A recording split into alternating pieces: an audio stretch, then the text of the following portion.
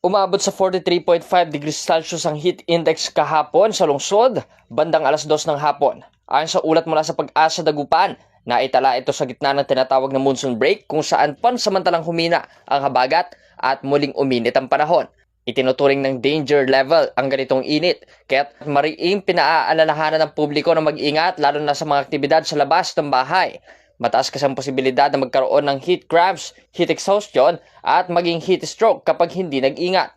Inirekomenda rin ang paggamit ng payong o sombrero pag-iwas sa direktang sikat ng araw sa kalagitnaan ng matinding init ng panahon. At palagi ang pag-inom ng tubig para maiwasan ang dehydration.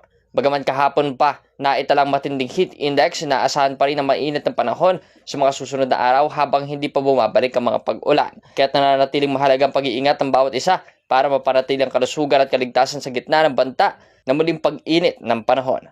Para sa programang Bombo Report 2nd Edition, Patrol numero 4, Bombo Justin Ramos nag-uulat. This is Bombo Radio Philippines, the #1 and most trusted source of news and information, Basta Radio. Bombo!